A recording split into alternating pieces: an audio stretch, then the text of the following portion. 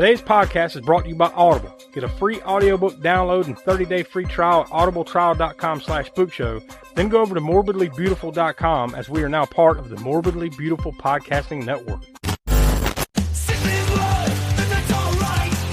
Sucky Summer, giving me a fright. Podcast vampires talking ghouls and fright. Dracula's working in the pale moonlight. Bats up in the graveyard scene. Monsters of the night, ain't no in between. Crooked shadows lurking in the night. Oh, man, red Spookshow brings the midnight light. Blood red roses, vampires and light. The light that flight. Blood red roses, vampires delight. All American Spookshow keeps me up all night.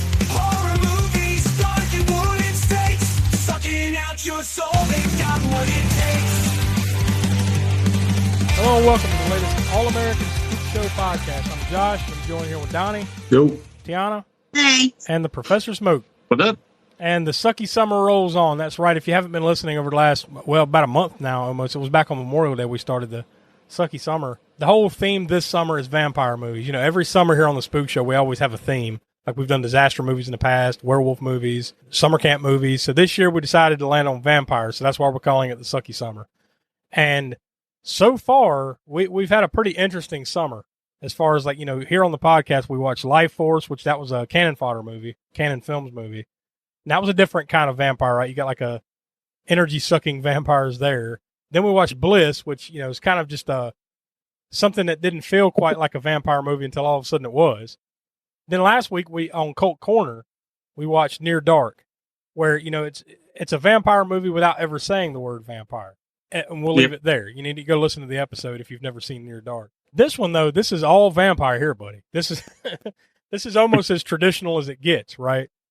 And we're going to be talking about Bram Stoker's Dracula. Now, ironically, this was Will's choice. Will picked this movie, and he wasn't able to make it. So, surprise, surprise, Will isn't here. He really was trying this time, though. But what a pick. I think this is a great pick. And we'll get into all that here in just a minute. But before we dive into Bram Stoker's Dracula, I'll go ahead and toss the usual information, and that is go find everything Spook Show related over on aaspookshow.com. We call that the center of the Spook Show universe. From there, you can listen to our past podcast archives. It's all there, or it can be found there. You go to our YouTube page from there, where every month we have 3 different series that we do over there, and that's Video Vortex, Grindhouse Gutter, and Hammer Horror in Order. And then, of course, we have a Patreon, patreon.com/aaspookshow, which you can also find from the website. And if you become a patron, I think it's at least at the $3 level, you will get Crapster Piece Theater every month, and then you will also get video minisodes, which include the Library of the Professor. So lots of cool stuff going on over on our Patreon, and we would appreciate it if you like and subscribe to the YouTube channel. Go become a patron. And also, you know, if you're listening to us on Apple Podcast, leave us a 5-star review. That really helps, you know, the old aggregation machine get us into the fold there of getting more ears on the product. So we would really appreciate that. If you could leave, if you ever listen to the show or you're listening to it now and you enjoy it, go check it out. I also like to add, too, that we are a spoiler-filled podcast. So if for whatever reason you've never seen Bram Stoker's Dracula, get ready. We're about to spoil it for you. So this might be the time to go ahead and hit pause, go watch the movie, and then come back if you've never seen it, because I really think this is one you need to go see. But yeah, for now, we'll leave it there. We'll go ahead and toss to the trailer for Bram Stoker's Dracula.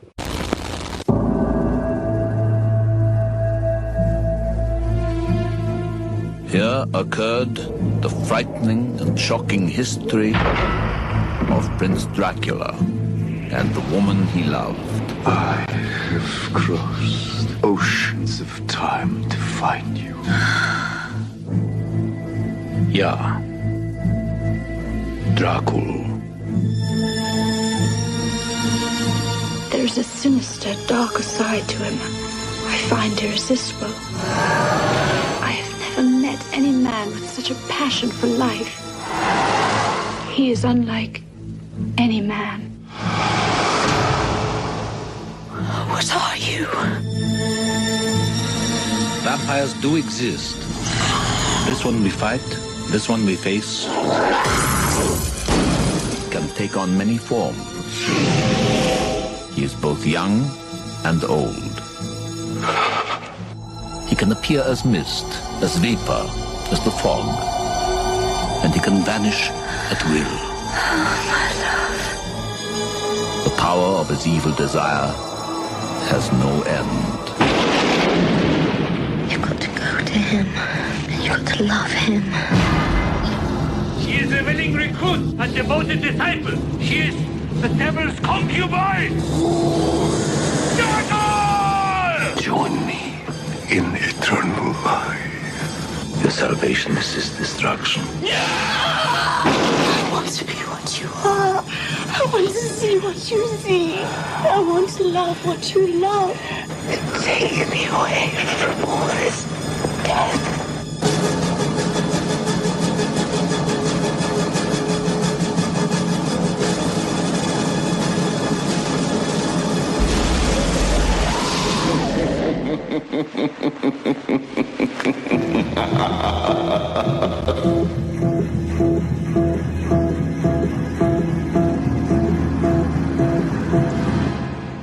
Make no mistake, he must be stopped.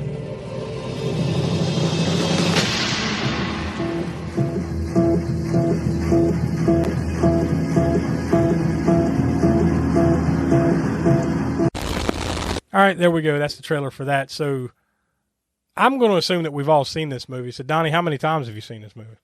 About a handful. Maybe, probably about three. Yeah, about 3 times. I think this was the maybe 4th time. Tiana, About a handful. Tiana, what about you? I've seen this probably at least 10 or more. Yeah, I think I fall in that camp. I don't know what the number is, but it's got to be at least that many times I've seen this. Although it's one that I have seen so many times, I haven't watched it in its entirety in a while. Because, like, I kind of do that with movies that, it's like Star Wars or something. Something I've seen a billion times. It's kind of like, I kind of put it down for a while. This is one of those where I've only seen snippets for a while. So it's been a while since I sit down and watch it from beginning to end. But what about you, Professor? Yeah, I'm playing that in that same camp. I don't know the exact number, but it's up there. I remember I saw it in the theater when it first came out, and that was, my point of I guess of when I've seen something or not is based on when I graduated high school. And this came out before I graduated high school, because after that I went in the Navy, and there was a time period in there from like 92 to 96 where I wasn't able to see a whole bunch of new movies that came out at various points. So this one got in there right before I went in, so I was glad that I was able to see it in the theater, because it is lavish. I don't know if anybody else here got the chance to see it in the theater, but one of the main stars of this movie for me is Wojciech Kilar. I believe that's how you pronounce his name. The composer of the soundtrack. That soundtrack is phenomenal. It is. It's like a throwback kind of soundtrack. Like it, very epic in scope. Yes, and it just dripping with gothic tones too. Like you think. I mean, it perfectly enhances every scene that the music is in. Which as good as it is, and as memorable it was not nominated even for an Oscar for that. But it was that this is. I have to point this out pretty early here, because this is rare for the Spook Show. We've got a multi-time Oscar winner here on our hands, folks. This thing, not only was it nominated for 4 Oscars, it won 3. So this is very rare for the Spook Show, right? That we not only is it anything that was even nominated for an Oscar, but it actually won multiple Oscars. It was nominated but did not win for Best Art Direction, Set Decoration, which that's a little criminal, but whatever. Right. But it did win the Oscar for Best Costume Design, which how can you argue that? Best Effects / Sound Effects Editing, and Best Makeup. I don't think any of those anyone would argue. I didn't look at the list of like what it was up against that year. I'm sure there must have been a couple of really good ones, but yeah, I'm not going to argue it, right? No, that's got to be a record though for us to have. I mean, I'm sure we did The Exorcist, right? Have we done the first Exorcist? Right. You know what? We did. So that one I believe won. Yeah. But there's not too many movies that we've done that have won, even one, award like that. But this one's 3. So yeah, like just a quick scan down the list. I don't think Street Trash got any Oscar nominations or talking about Criminal, man. Or The Devil's Rain. I don't think it got any. I got to that here. Come to think of it, Kiss Meets the Phantom of the Park might have got an Oscar nomination, but For best acting, right? From like Eep! No. from Ace or No, your Jesus Peter? Christ. No. Act. Ack. Yeah, Ack. That's what it was. Ack.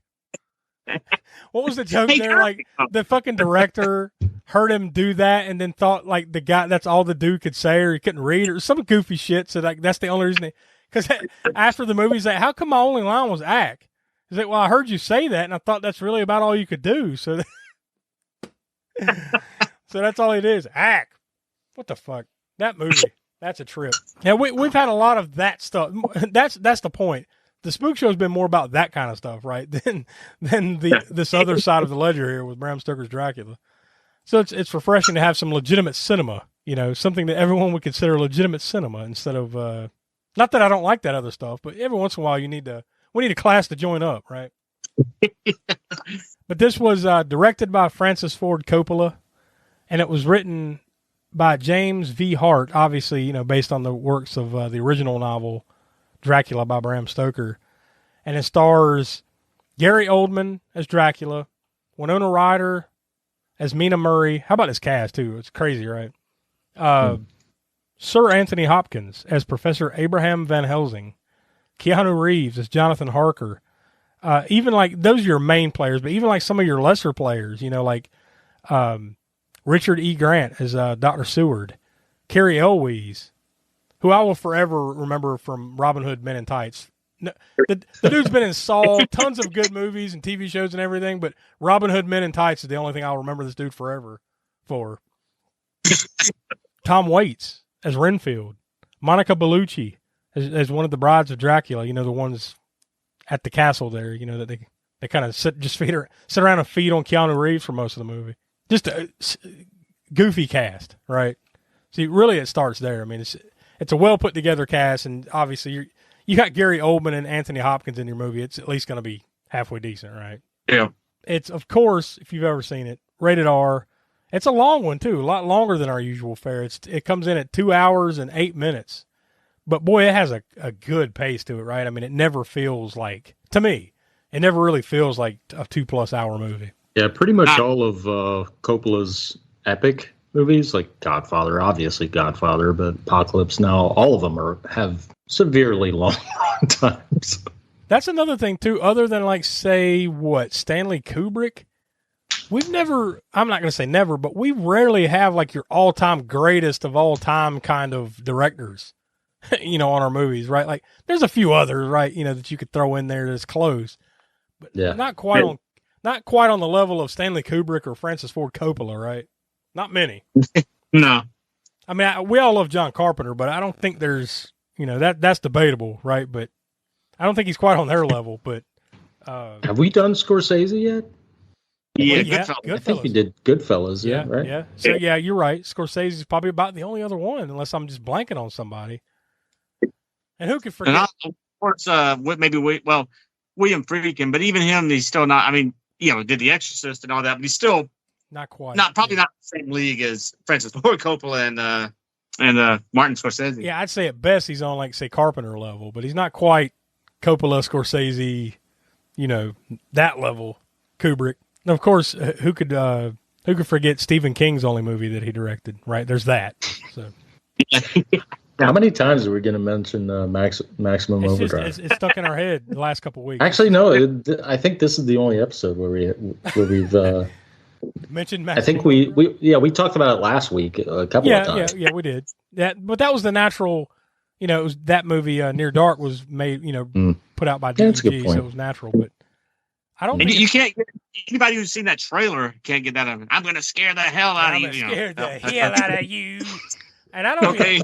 I don't think it's get the fuck out of here. Donnie, coked up. And Donnie, in defense of me bringing it up, is there ever a bad time to bring up Maximum Overdrive? Tell me that. Not really, especially when we've got our old Spook Show buddy Michael Felsher. Yeah, blanked on his name, but I remember Red Door. Is it Red Shirt Pictures? Yeah, not Red Door. Shirt. Red Door's a porn store. What the fuck? I'm sure he's affiliated with that too. I'm sure he would appreciate Are we that. putting ads for like is that going to be near the end? Like we have the audio thing at the Audible at the beginning. That's going to be at the end. Yeah. Just kidding. We're not promoting it. It's the post show brought to you by Red Door. Spook Show After Dark. Yeah, you mentioned Michael Felsher. I just saw recently, and I think I might have sent that to you guys, that like he's part of the re-release of the 4K re-release of Trick or Treat. That's going to be coming out sometime later this year. So that should be awesome. Definitely looking forward to that. Yeah, no doubt. Because hell, we haven't been able to see a good unless you got the British girl. I mean, not to make this about every other movie but Dracula. Yeah, right.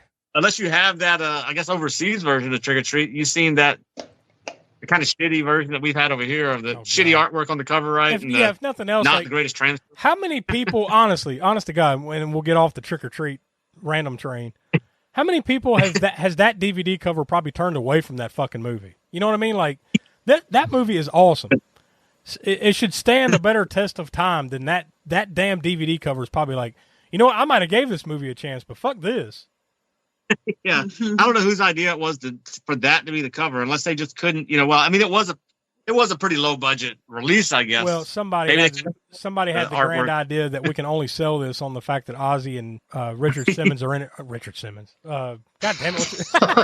That would be awesome too, right? No, that. Gene Simmons. Gene Simmons is in it for like, I'm in that movie just as long as Gene Simmons is.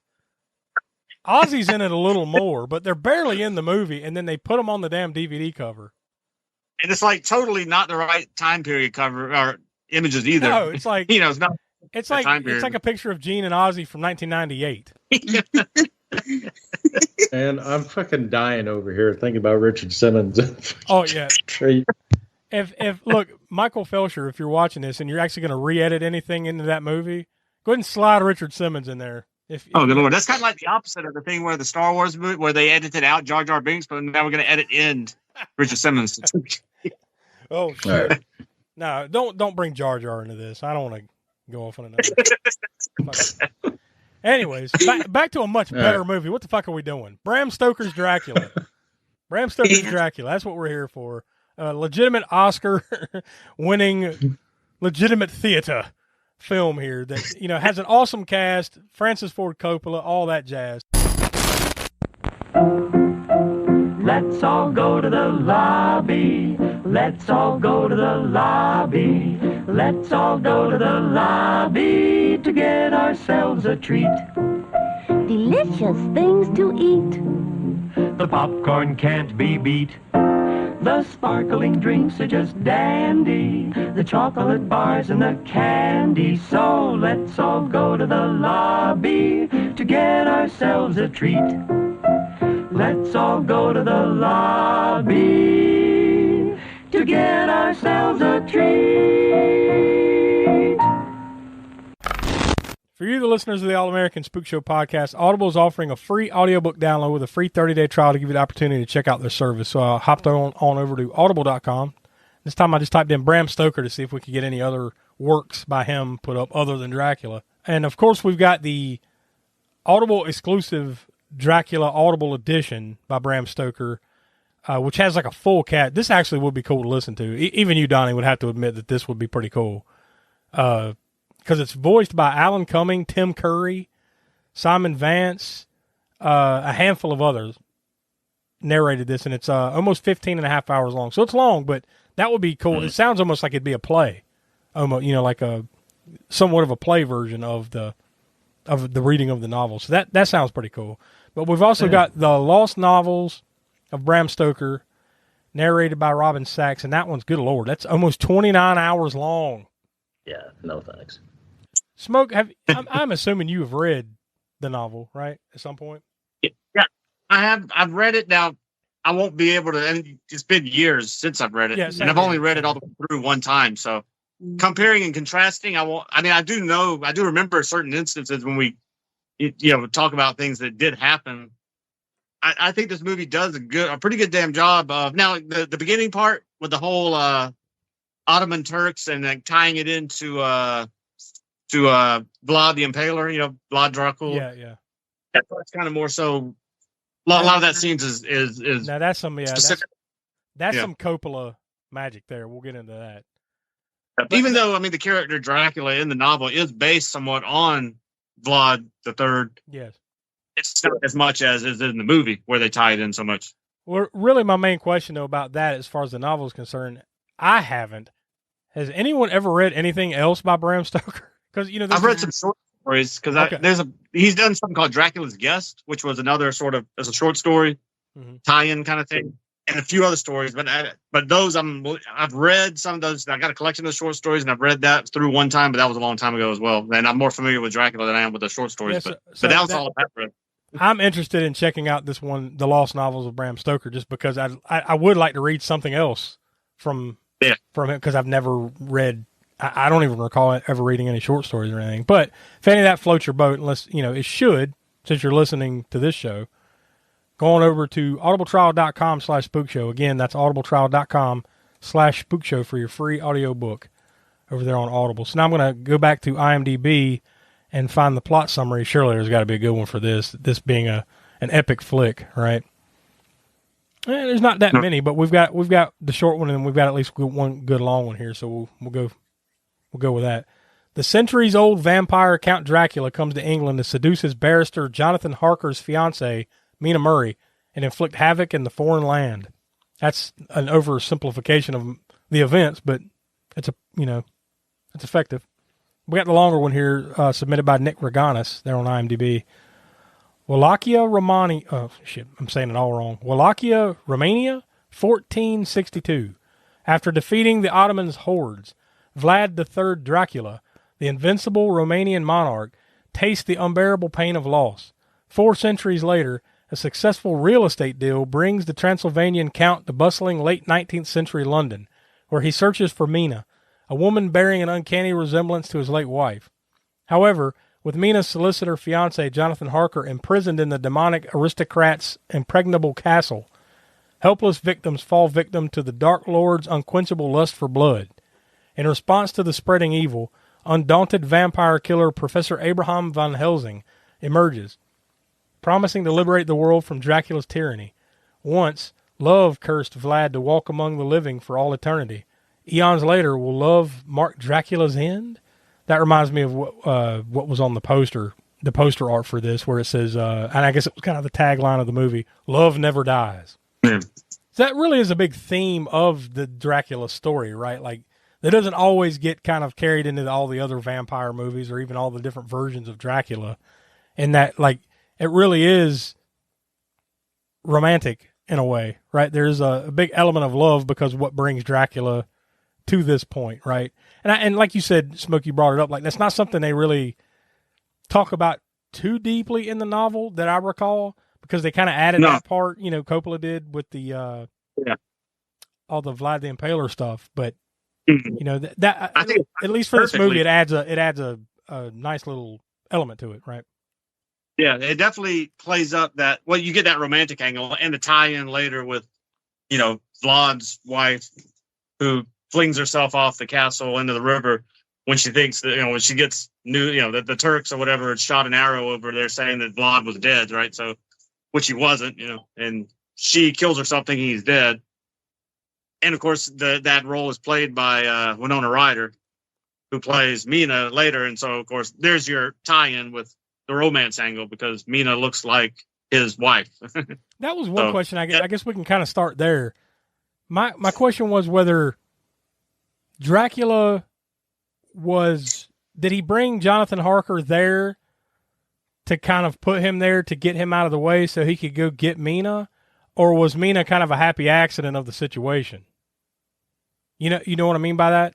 Like, well, I know originally it was like, if you don't go by some, it was Harker was there to tie up his loose ends with getting some land or a house or whatever, Carfax Abbey or what, getting it. But yeah, the Mina thing was something. That's what I mean. Like, did he accidentally trip into, oh shit, your fiance looks exactly like my dead wife, or did he know that, and that's why he, that was the part that I wasn't sure of watching the movie. Yeah, I think.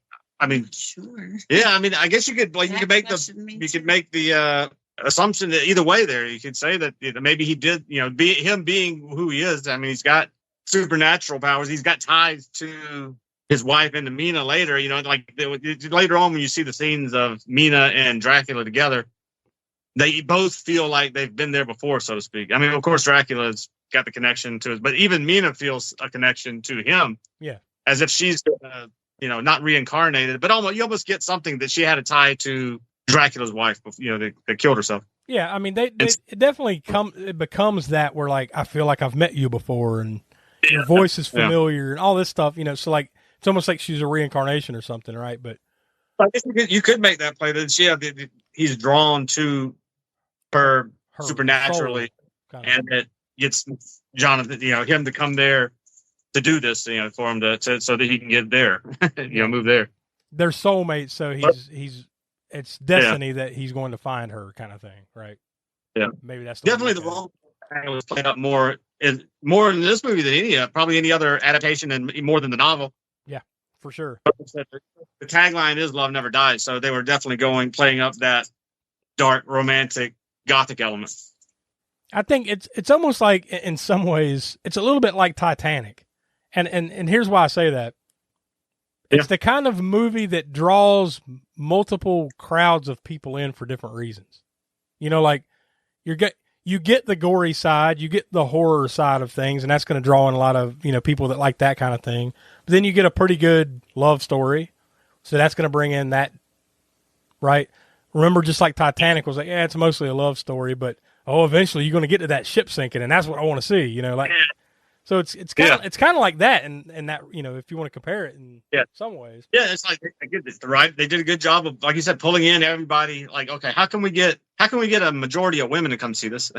Yeah, so we play up the romance angle, just like Titanic was mainly that. Well, although for this movie you go into it thinking it's going to be mostly horror, so you're trying to pull in how do you pull the women. Titanic, you already kind of knew it was going to be mostly romance, so how do we pull the men into the picture? Yeah, well, it's the promise. It's the promise that you're going to see that ship go down. So, and this one, it's like, you're going to get kind of a little bit of a love story, for sure. That's kind of what it's about. But you're going to get to see Dracula fuck some people up. Yeah. And I really think another cool aspect of this movie too is the different versions of Dracula that you get to see. You get to see the old, decrepit, hundreds-year-old man version of Dracula. You get to see the beast, half man, half bat version, almost like a werewolf version of him. Mm-hmm. Then you also get to see the young, handsome, appealing to everyone version of him. So, Gary Oldman, what can you say, right? Yeah, he did a phenomenal job in all those layers of makeup for certain scenes too, and still, being able to act as good actors can act through the makeup. He had to do that a lot in this movie. Yeah. Just a great job in that side of it. But just getting to see the different sides of Dracula, not just the, hiding in the shadows, fanged version. You get, and like even just the cool little subtle things throughout the movie with him, like the shadows, his fucking shadows. And that's one of the things I love the shadows. Yeah, and I love them. Even back in the day, like when I didn't see this in the theater, but shortly after, probably on HBO or video rental or something, when it came out, probably in '93 or so. That's when I started watching it, and like even back then, I was like, "Oh, that is awesome! That is badass!" His shadow moving without him, and loved it. Love that. Love even that shadow. That one shot in particular always sticks out in my mind is where like Harker is talking about how he's engaged to Mina or whatever, and then like his shadow reaches out and starts choking him, but then he turns around like Harker turns around like, huh? And then Dracula's on the left side of him, like, bah! Blah, blah, blah. It's just cool stuff like that, man. Like it's a really effective Dracula here. Like probably one of the more like, I mean, like not to say that there's and I think we were actually talking about doing the what our spotlight is going to be next week, and we'll get into that at the end of the show. But just the different depictions of Dracula and stuff. This one's got to rank pretty high, but for not to knock on like the classic Christopher Lee and all those, and we'll get into that next week, all the different depictions. But This one is just so multi-dimensional that it really sticks out to me as like one of the more definitive versions of it. It's the only one I can think of that has so many different variations of his look. Because, like, I mean, counting that, there's a lot of them. There's the Vlad the Third look from the beginning of the movie. Yeah, that one too. It's the old man. The next scene is the old man look, where he's got the what do you get? That type of hair where his hair is just like immaculate. It's like it's super long, so it's pulled up in these two big buns, not buns, but I don't know. He's got whatever butt, that he's got Victorian style of. It's butt cheek hair. Yeah. And yeah, I mean, I don't know how many. I mean, it's probably just guesstimating is at least 6 different looks, if not 7, at least. Or more that's different.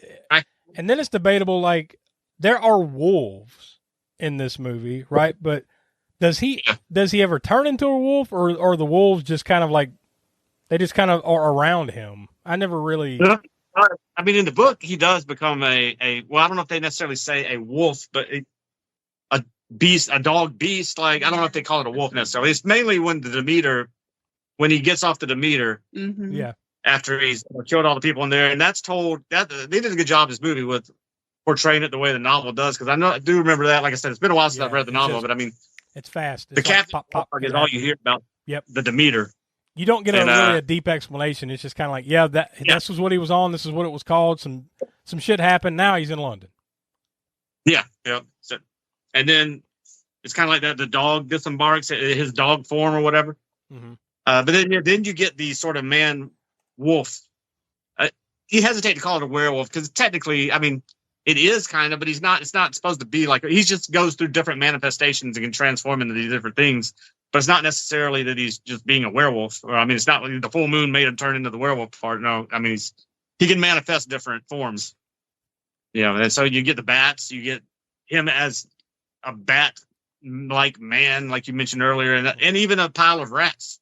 Yeah, and even fog, vapor. Can turn into vapor. I mean, that's been done in other movies, but to quote Joe Bob, but has it been done like this? Yeah. It really with the not cool just ass green lighting and the fog vapor coming in as that was a cool shot as well.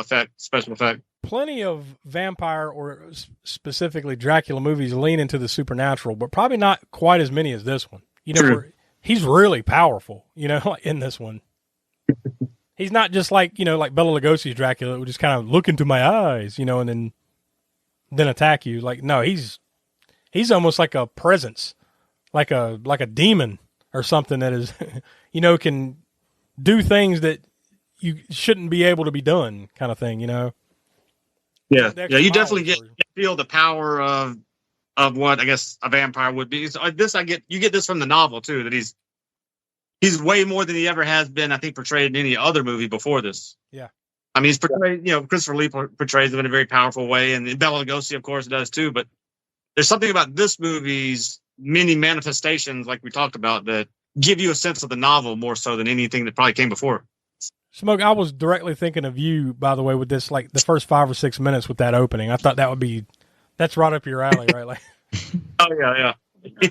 Yeah, I love that they tied that in. His armor was cool. Now his armor, it's not practical. It's not. The armor is definitely not realistic to the period, but it is really awesome looking. Yeah, it looks like a flayed body. Yeah. It's almost like muscles, right? Kind of like someone that's been skinned or something kind of look. Yeah. Also, kind of looks like Twizzlers. Like a pack of red vines. The red vine armor? Yeah. It is a cool, unique look, which obviously had to play into why they got the Oscar for like costume design and all that stuff, right? Like that's part of the stew.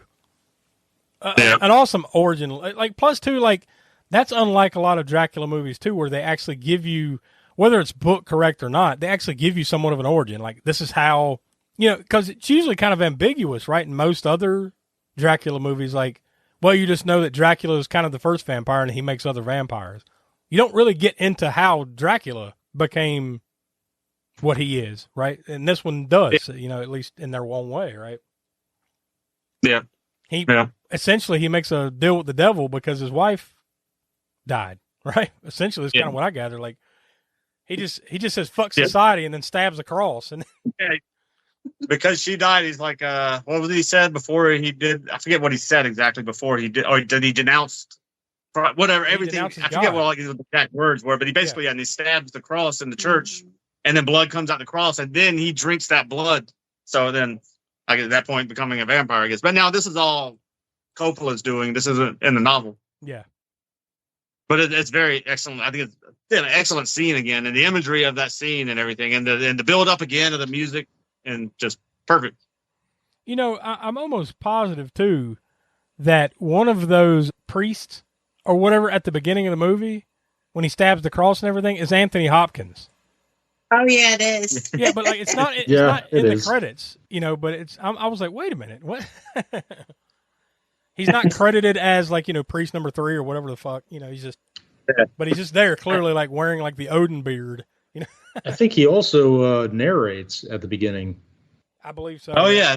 Well, he narrates throughout the whole movie. Whole movie, yeah. Yeah. Oh yes, yeah. Yeah, whenever there is narration necessary, as it's him. Yeah. I love that opening though. It's a great opening and kind of sets the stage for, you know, what you're about to get, and then fast forward hundreds of years, because I think it's like the 1400s or something, right? Then fast forward to the late 1890s, and that's the rest of the movie. But it's an interesting setup. I like that spin on the story. You know, the carriage, when Harker catches the carriage and he's going up to the castle or whatever. Like, that's effectively spooky, right? It's almost like the horses are floating, and then there's.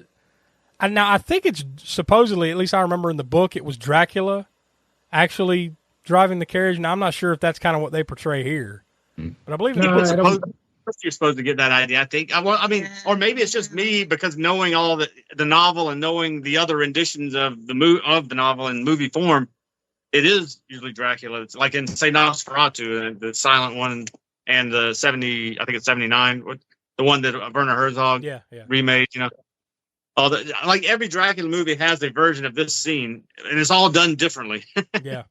I always put it together that it is Dracula, and whether or not it was supposed to be in this particular movie or not, or just an assistant of him, you know. But if you're Harker, you would have to know something. What the fuck is up here, right?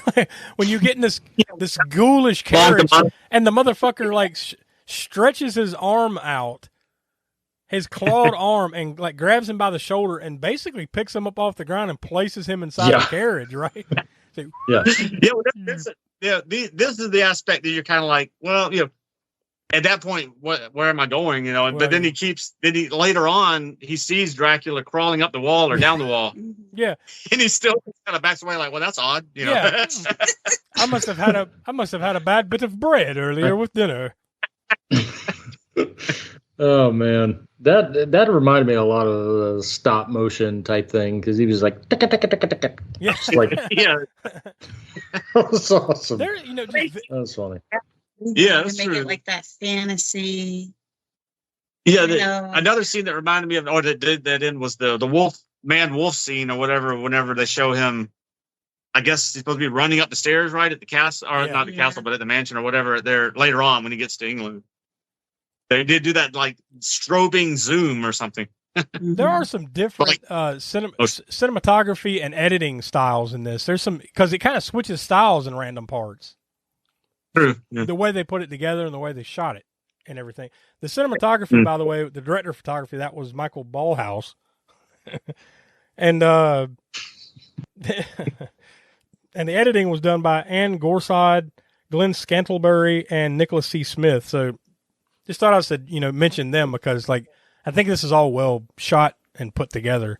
Yeah. And you get those varying styles too, like you said, when the first person view of even like some like here's some almost like stock footage flashback kind of scenes where the film is grainy and it almost like turns into something that looks like it was shot in 1912. Like it looks old as fuck. Like they did a great job of the look of that, right? If you've ever seen some like 100-year-old film, this is what it looks like.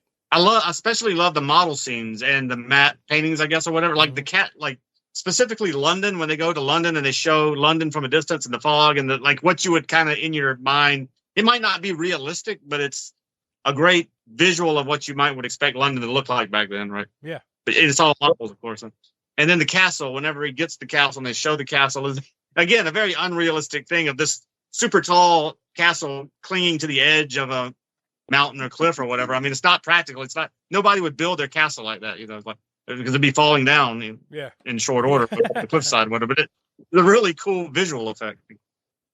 Well, it's Dracula's magic holding it on the side of that side of that cliff. Precarious. Yeah, cliff there.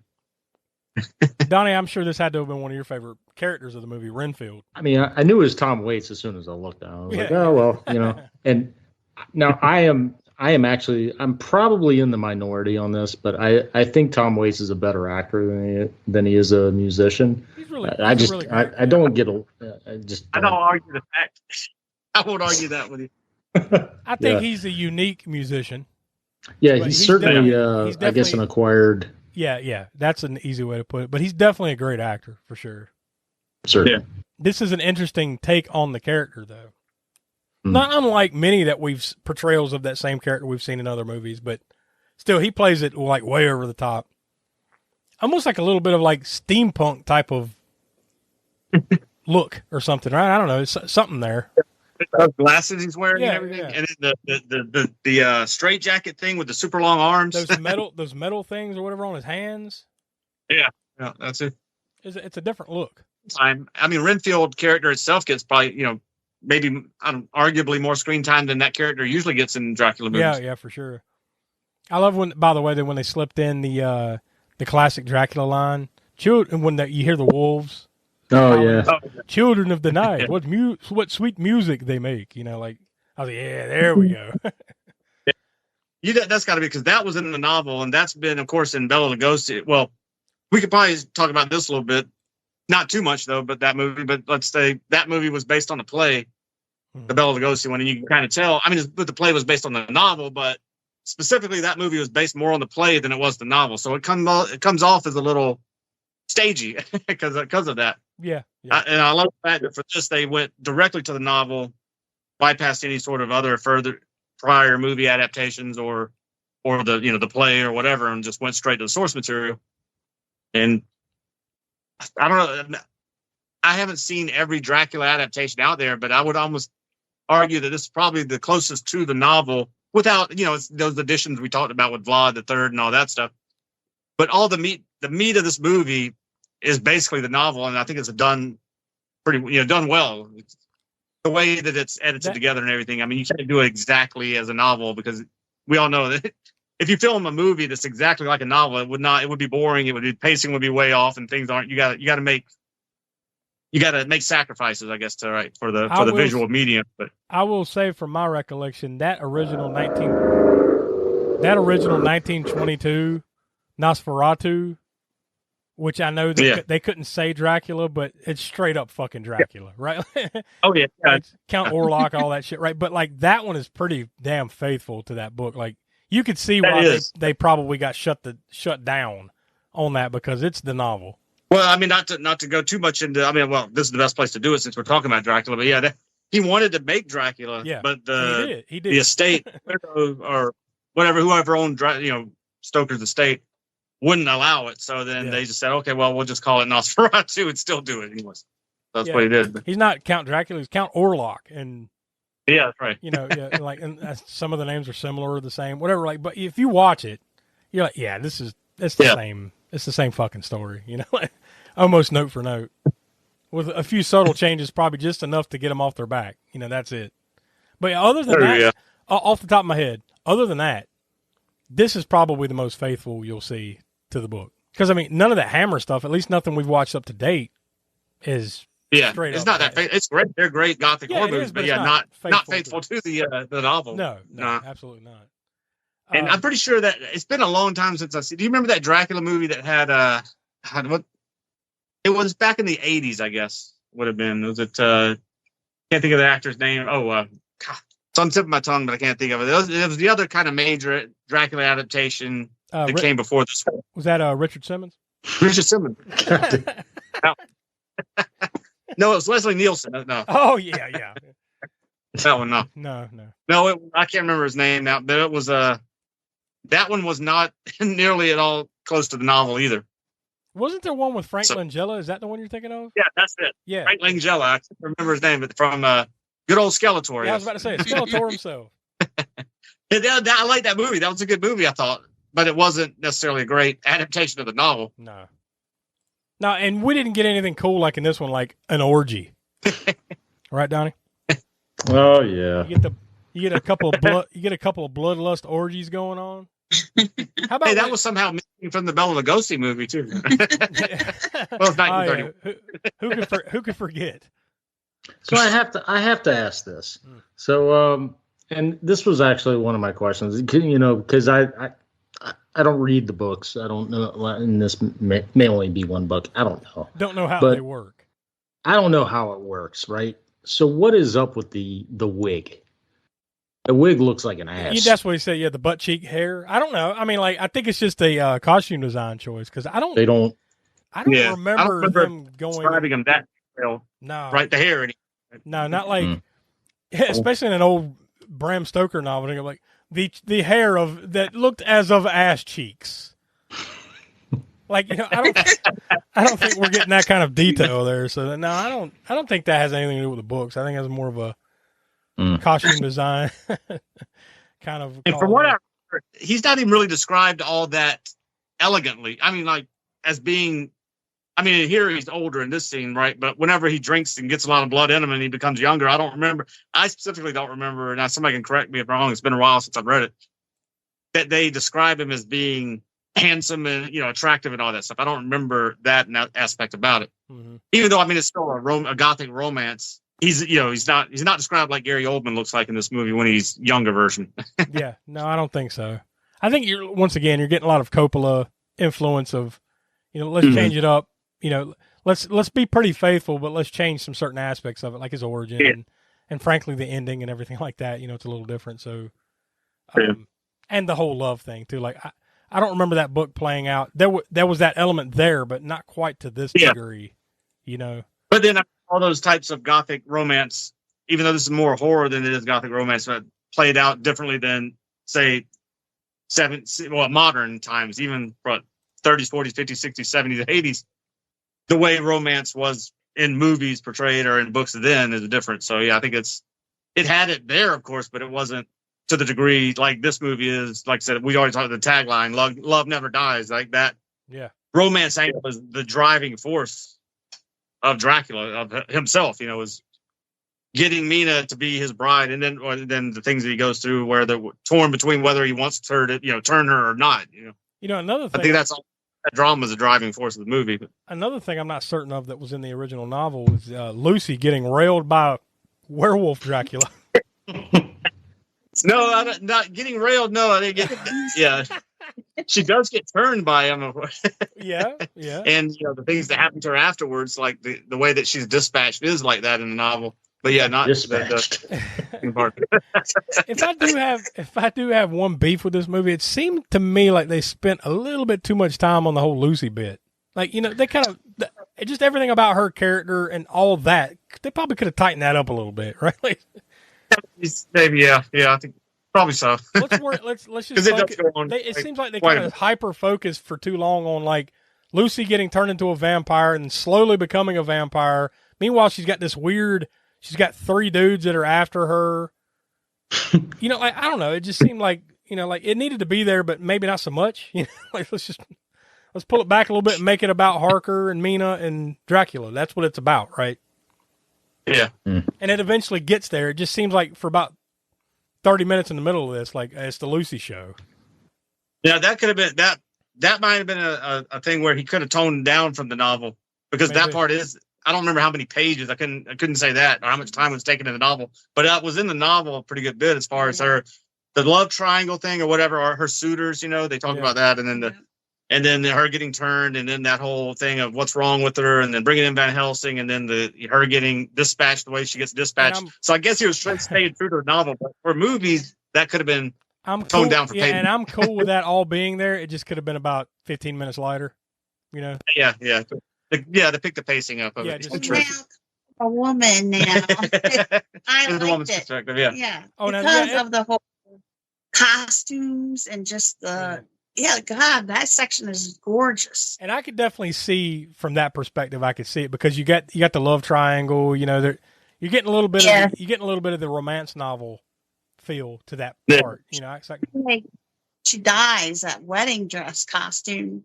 Yeah. And the way they kill her and all. Just that whole, it's great. Oh, once again, that's all the costume design stuff. When she's dead and she's laying in the clear coffin, the glass coffin, and then when they go back to like, well, she's undead now, and then they open it up and she's not there and she creeps up with a kid and everything. Like just everything about that. It's just it's well done. I just think that you could have tightened it up a little. That's all. Oh yeah, speaking of that, those things were in the novel too. I remember because I would imagine if you read this in 18, I forget the year, 1800, whatever year in 1800 it was published. The scene with the brides of Dracula when Dracula kind of saves Jonathan from the other vampire women because they're about to feast on him, and so he kind of saves them from them. But then he gives the vampire women a baby. Yeah. In lieu, to feed on the baby. Well, that's actually in the novel. I can imagine how. Yeah, you see him present disturbing that was readers at the time, you know. In the movie, you see him present the baby, but you don't see what they do. You just, you know what happened. But yeah. By the way, that's when you see Jonathan act out and be like, "Uh-oh," as if everything else I've seen up to this point was I could believe it, but now was on the level, but not this. Yeah. Them coming up out of the bed. Yeah, that was cool. What you seen? My gosh. Yeah. Wow. Yeah, that was pretty cool. Yeah, what the hell? Wait a minute. What was that? Like, was that a room of beds? What the hell did he walk into there? Like, it's like, it looked almost like just a bunch of junk laying around or some shit. And then he lays down and all of a sudden it's like a bed of Dracula brides or something. What the fuck? I guess that was just their influence on his mind. I don't know if it's supposed to have still been that dusty, moldy, oldie bed, but yet their influence on him, he sees this blood. By the way, somebody talking about time period. Maybe they're all oldie, but they make them see them as beautiful women. I don't know. You said something about time period. The novel came out in 1897, which is the year that this movie is supposed to be taking place. 1897. Yeah. So it was directly lifted, obviously, from that. Modern day, as the novel would have come out. Gory tales given about them killing it's not any gorier than the movie was, from what I remember, but it was just the implication of that back then was, would have been disturbing. And just Lucy's end, like just that whole thing with her. And what about Anthony Hopkins' portrayal of Van Helsing? That's pretty good. I think it's pretty damn, not hilarious. I mean, it was, he put humor into it where it needed to be. And it came off as funny. I mean, his directness when he was talking about what they did to kill, he's just telling Mina and them exactly what they did to Mina. She turned. We did this and that, and then we chopped her head off. And that's it. And do you have any whatever past the whatever assault? Yeah. Matter of fact. Well, yeah. When he's finally figured out, yep, she's a vampire. Hey, I'm hungry. Take me to food. I am starving. Dude, this ain't the time to worry about a sandwich, motherfucker. But eventually you get to the point where a little bit, we'll kind of fast forward here. You get to the point where Mina basically, there's kind of this love thing. Jonathan's out of the picture because he has him trapped up in the orgy castle.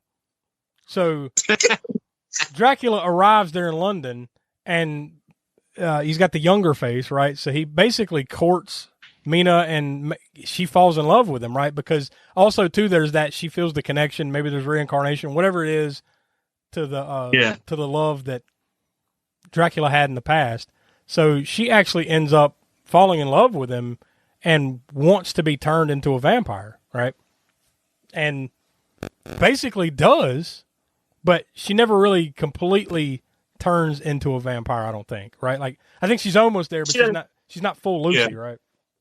She doesn't drink his blood, right? I don't think in that scene. Oh yeah, she does. That's right. No, one scene. So, but I think they kind of catch her in that in between time where she's not. Because remember, even with Lucy, and maybe that's the bit that whole Lucy bit is showing that it doesn't happen instantly. Remember last week when we talked about Near Dark, where she bit him, and then 2 minutes later he's burning in the sunlight, right? So it happens that. In this one, it's kind of it takes some time to get there. So maybe that's why they kind of set it up with Lucy. Now that you know what happens and you've seen what happens when they get bit, now you know with her there is a little bit of time they have. to kind of save her, right? And that's what you get. So they eventually chase Dracula back to the castle, right? Back to Transylvania. And that's where they are able to kind of slow down the process on Mina. Don't they put like holy water on her head or something to kind of... He puts something on her head. Yeah, it's like a cracker or something. Yeah, that communion wafer. That's what it was. It was a communion wafer on her head, and that like marks her. But it also slows down her transformation into a vampire, right? Yeah. Then you kind of have the final showdown there at Dracula's castle between Harker and Van Helsing and Mina's there, but she's still trying to kind of help him, right? But because she's in love with him, but eventually they're able to win the fight, and then basically, right, Dracula dies in her arms because she asked for... He goes back to his younger self or whatever, and he asks her to give him peace, correct? And then she thrusts a knife through his heart and chops his head off with it. Yeah, chops his head. So you get a nice couple of those in this movie, right? With the and that was part of the novel, part of traditional vampire lore. Oftentimes, it's like not only do you stake them. Have to have been a wooden stake, but pierced through the heart and then beheaded. And then the little mark that was on her forehead disappears, so she's free from the curse. And I guess the last thing that you kind of see there is like the art or whatever of Vlad and his original love. They're ascending to heaven together, and they're finally reunited. Yeah. I mean, I know we kind of fast forward through there, but I mean, like, if you know anything about the Dracula story, you've seen this movie. I mean, like, it kind of, you know, kind of the way it's going to end. You know the way the climax, and here we go. But I think there were certain aspects that were different from the novel there, specific to the ending, but similar enough. So, yeah, it's got the framework there, but enhancements were made in that romance aspect and stuff again. By really leaning into the love part, I think is the real main difference. But I think it does make for a slightly better movie. Probably wouldn't be as dry. Not as dry as it would be if it was just straight lifted from the novel, right? Yeah.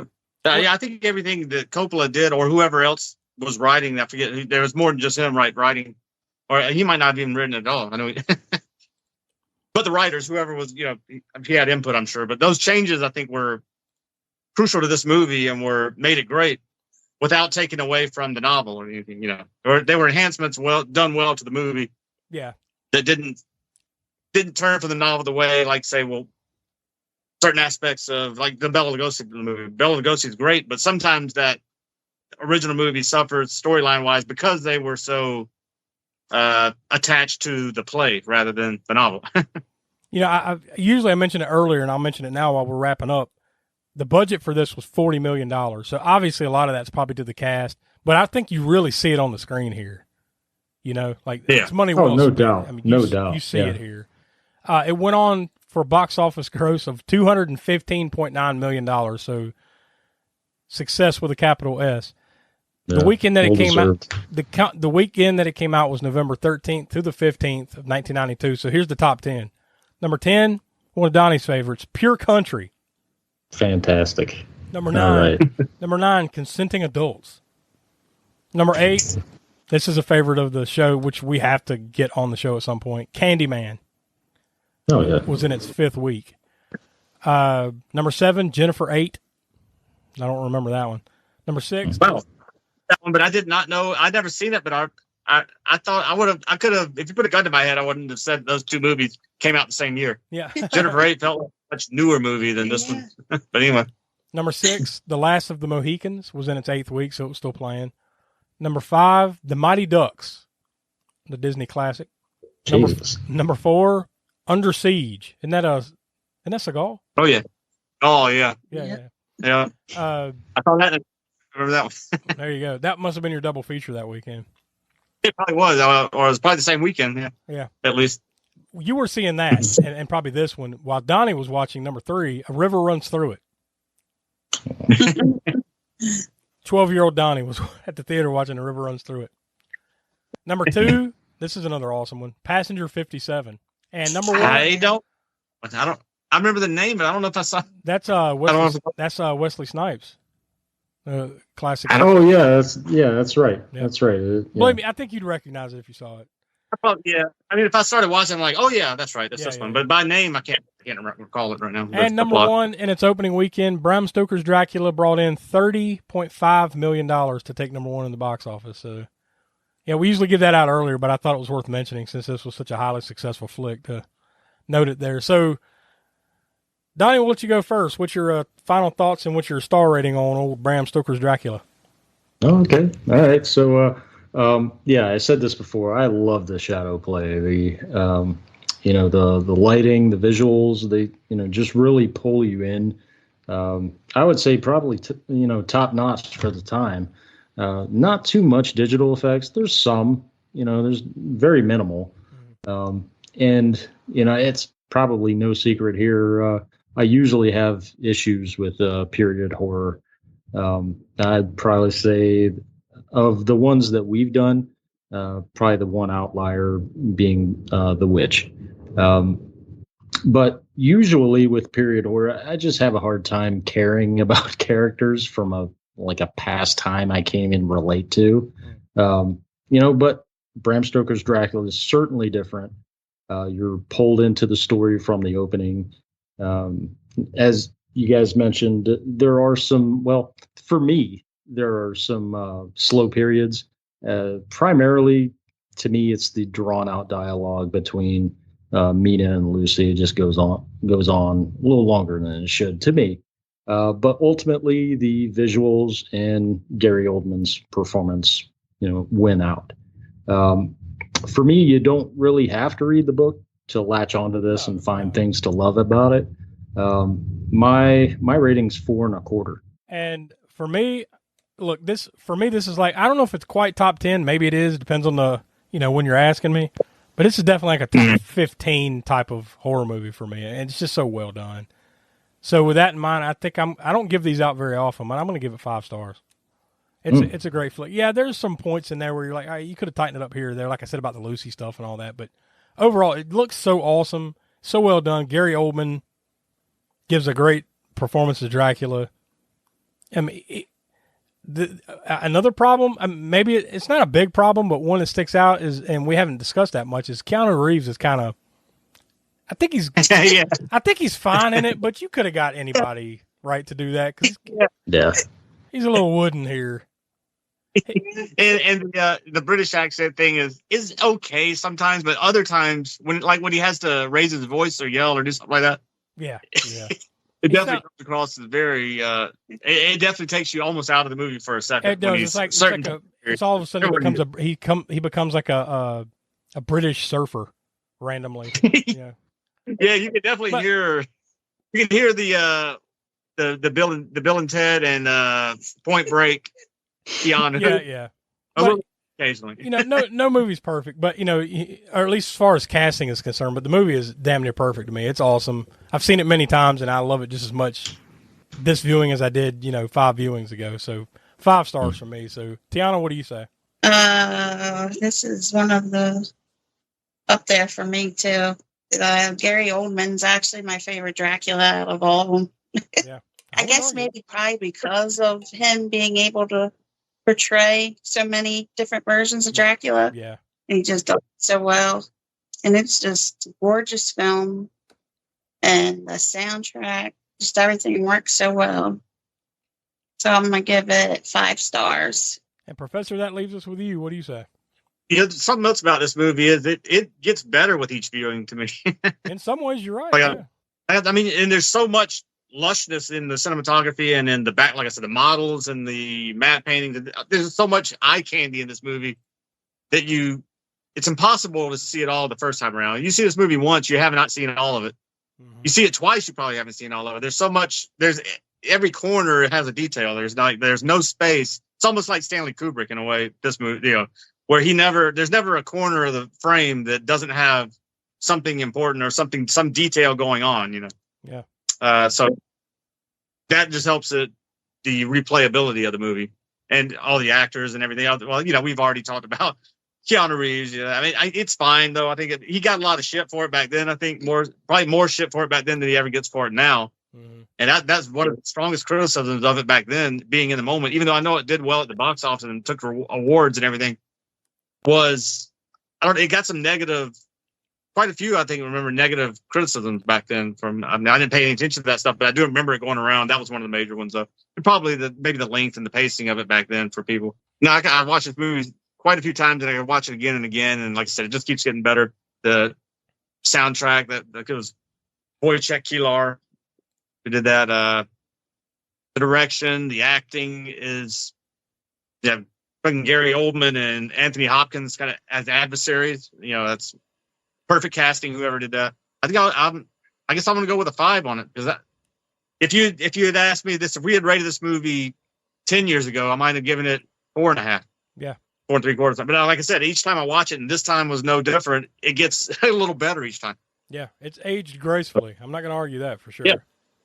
Fine wine or blood or something. No, I like fine wine. I never drink wine. So there we go. We're going to leave it there until we get Will's 2 cents. We're going to leave it with a 4.8 out of 5 stars for Bram Stoker's Dracula. So pretty damn close to perfect. Donnie, you had to bring it down, didn't you?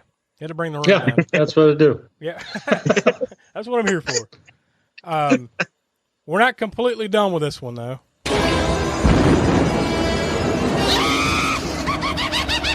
Connections from the crypt. There he is. Old laughing boy. Never gets old. Yeah. All right. So, what we do here is we connect the current movie episode with any past Spookshow episodes. So, on the cast side, we got several here. We've got Gary Oldman, who we covered on. Actually, I'm sorry. He was on the Book of Eli, which we covered in. That was last summer. Summer Disaster. Yep. And there's also Winona Ryder and Keanu Reeves from Scanner Darkly, which we covered on Cult Corner, I think, a couple episodes ago. May have been, I don't know how many episodes ago it was. And then this is also Richard E. Grant, who played Dr. Jack Seward. This is actually, he was in one of your favorites, Josh, Spice World. Oh, God. Yeah, you're right. He was like the manager or whatever the fuck. Yeah, something like that. God, yeah, he was. Yeah. So that was. Y'all are welcome. Yeah. I didn't have to watch it. Yeah, thanks. Oh, yeah. Thanks, fucker. Yeah, appreciate that. Yeah. No, that was when we did Crafts of Peace Theater with Spice World. Yeah. That's over on Patreon.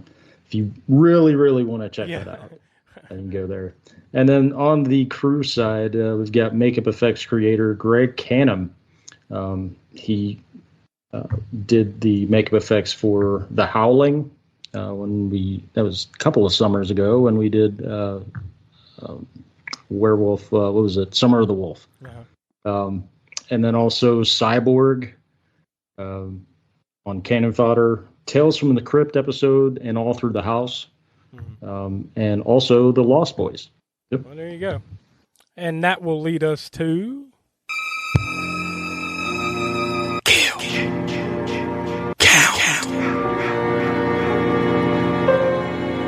Tiana, what'd you come up with there? I found 8 was the kill count. I know there's probably more if you want to count all the killings in the beginning with Vlad, and then the boat too. Yeah, well, you don't really see anything on the Demeter. Remember, there's just like a blood splash on the. Yeah. So you don't really, you know, something happened, but you don't really see it. Yeah. So not adding in probably most definitely what would have been a higher count. That sounds about right. A lot of the off-screen stuff. Yeah, that 8's probably about right. This is a little tougher though. Let's talk about the kill reel. Highlight kill. This is tougher because like there's a couple of pretty good ones in there. Lucy comes to mind, but I guess just Dracula. Because the moment of what it means and everything. It's the culmination of the story and everything. So I guess the highlight kill is Dracula at the end, because this isn't one of those really gory high kill count type of movies. There's moments, but it's not one where they're stacking it up. So Lucy's is pretty good though. But I'm going to go with Dracula, getting it at the end. Yeah. That's kind of the that's what you're there for, right? Is to see him in the end get it. So we'll go with that. So Smoke. Gore score. Yeah, this one's not. I mean, it's Dracula movie, so it's going to have, of course, some blood and some gore in it. But I mean, it's not going overboard and crazy with it. I mean, beginning, as Tiana mentioned, there's the Vlad scenes, and Vlad's doing what Vlad does, is impaling people. Literally. Either in battle or afterwards, right? The body's impaled or whatever. And then you get the stabbing that we mentioned, the stabbing at the cross, where the blood gushes out at the cross, and he's drinking that. So of course, mainly you're going to get blood and blood drinking because it's a vampire movie. But there are some there's some beheadings. Lucy's beheading and Dracula's beheading himself. Not beheading himself. His you get what I'm saying. That would have been interesting to see. Oh, blah! Fuck of this. And some other, along the way, some of the blood drinking scenes and things of that nature, but it's not overly gory, and it's not really supposed to be. Yeah, but I think I'll go with a 6 on the gore score because it's there, of course, but it's not consistently gory, which again you don't really expect it to be unless you're watching Blood for Dracula. Which I just happen to have it in front of me there, all the numbers. The last time you gave out a 6 was just a few episodes ago with House. Boy, that's a hell of a comparison. You didn't think you'd hear today, huh? Oh yeah, House of Dracula. The House of Dracula. Yeah. No. Wait, that is House. That is a thing. Yeah. The more wackier version, House. Well, there you go. House. Yeah, House. Ooh. Well, there you go. That's where we'll leave it. Next week is our latest Spook Show Spotlight here, the Sucky Summer edition. And we've decided we're going to be talking about just the different depictions, the different iterations, portrayals, however you want to phrase it, of Dracula throughout the years. And maybe I guess we can throw in Nosferatu because it's essentially kind of the same thing, right? And some other little things. But we'll dive into that next week. So spotlights are always kind of a cool little different way of looking at things is kind of what the idea of that series is. So we hop back on that next week. And then onward to our next Sucky Summer flick. The week after that will be my pick, and I'm not quite ready to announce what that is. Just know that when we do that next week, it's going to be a newer flick. So by our definition, newer is anything from 2000 to today. So that's what I've got to choose from. So we'll leave it there for now, and we'll let you know next Wednesday what it's going to be. But go over to our YouTube channel. Check out just about every week we have something going on, whether it's podcast episodes, but we also have Grindhouse Gutter, Video Vortex, Hammer Horror and Order going on over there. Over on patreon.com/Spookshow. Every month we have video minisodes, including The Library of the Professor and Craps Repeats Theater. So you'll be looking forward to that this month. That will tie into the Sucky Summer as well. Lots going on in the Spook Show universe as always, and it's a busy summer. So for Will, Donnie, Tiana, Professor Smoke, I'm Josh. We are the All-American Spook Show, and we will talk to you next week. As you leave the theater, folks, please be careful. Don't let this happen to your car. Be sure to remove the speaker before you leave. If you should accidentally pull a speaker loose, please turn it in at our snack bar or box office. Thank you.